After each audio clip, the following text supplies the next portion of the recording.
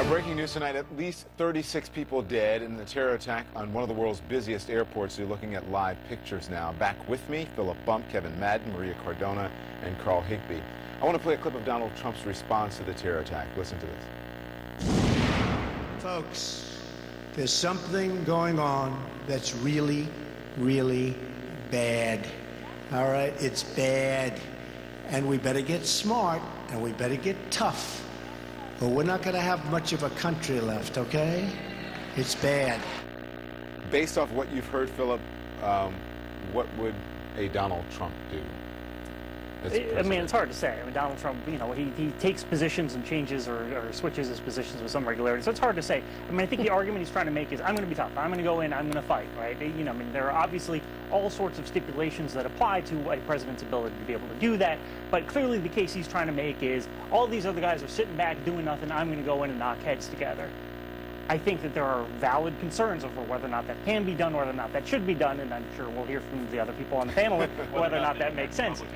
But yeah, absolutely. But that's clearly his value proposition. But do you think that's reflected in the poll numbers? Because everyone, unless the poll numbers are in your favor, everyone says no, they're tainted, they're bad numbers. But you know, if these poll numbers were in Donald Trump's favor, his supporters would not be saying that, you know, this is a terrible poll. I mean, but Donald Trump has continuously defied every single poll since the beginning of the primary election. Well, that's sort of true, except he also was leading in all the polls before the primary and he ended up winning. I mean, I think but he started off at the very bottom. Everybody said he wasn't going to win.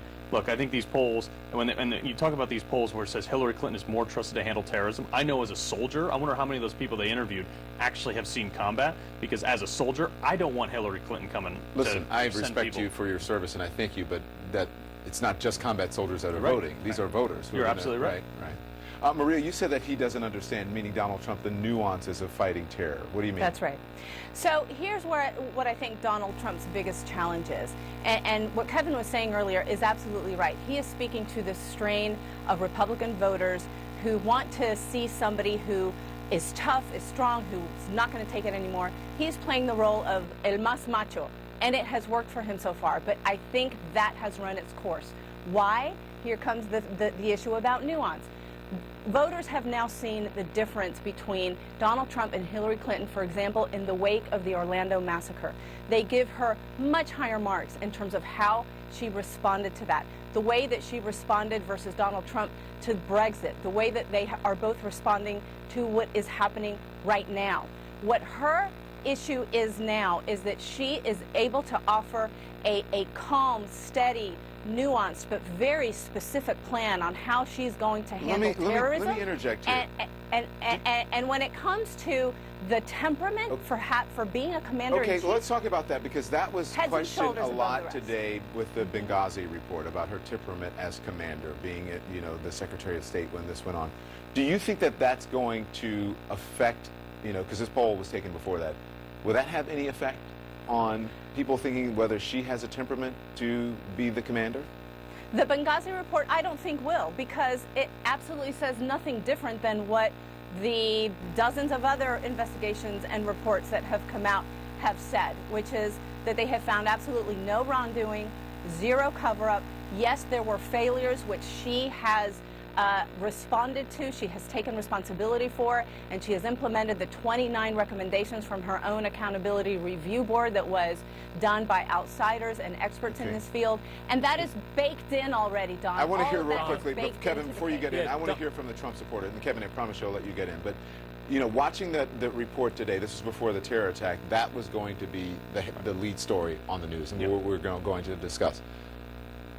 Well, I think what do you have to say to what she says? Is that do you think it's going to affect her at all? You know what? I think the Benghazi report is like, we were talking about it a little bit earlier. I think that it was, the Republicans dug really deep into it. We got a few things out of it. It's time to move on. She didn't do anything criminal as per found by this. But the fact is, the talking point that comes out of that entire Benghazi investigation is, America, who do you want looking over your back if you're out there outside of American shores? Kevin, you heard it from a Donald Trump supporter. It's time, I assume a Republican. I'm actually surprised. Yeah, I'm surprised by that answer. I think what the Benghazi report does is it undermines the arguments that Hillary Clinton has made about judgment. It also underscores some of the problems that people have about her being trustworthy and honest. If you look at one of the main findings of that report is what Hillary Clinton, the White House, and others were saying publicly did not square with some of the concerns they had privately and about what they knew to be some of the intelligence that they were getting back about the fact that it was a terrorist attack. So I think in that case it actually hurts. I think so. One of the things though about Donald Trump on this is that his appeal on some of these national security, foreign policy issues, it's not about policy for them. For the people that care most about Donald Trump and what he's offering on this, what they care about is that muscular rhetoric and the sense of clarity. The question is whether or not the people in the middle, the persuadable voters, are going to take a look at resume and experience that Hillary Clinton's touting and clarity and which way they're going to go. And I'm going to bet they're going to take a look at the latter. Yeah, no, I think that's exactly right. I'd also just say on Benghazi, Maria's absolutely right. All of the attitudes about the Benghazi report were baked in October when Hillary Clinton went to testify before them. I don't think anything's going to change. Are you surprised that he says move on? Him? Carl, yeah. Yeah, sure. If you look at it, 50% of Trump supporters in a poll last month said they believe Hillary Clinton intentionally let this happen in Benghazi. That's 50% of Trump supporters said that. So yes, I'm surprised. I don't think she intentionally let it happen. I just think she didn't lift a finger to go save him. Yeah, but again, I think it's interesting. You said it's time to move on, and Kevin, I think you might disagree with that a bit, but fascinating conversation. Let's look at what the American voters are saying, and right now they are trusting her more on terrorism and who they want to be commander-in-chief or who they trust to be. Kevin, you get the last word. Well, Kevin Madden. I just say there's a lot of conservative, grassroots conservative Republicans who don't want it, and they believe it should be a central part of any national security or foreign policy debate. All right. Thank you, everyone. We come right back much more on our breaking news, a deadly attack tonight, and what the next commander-in-chief will have to do to fight terror.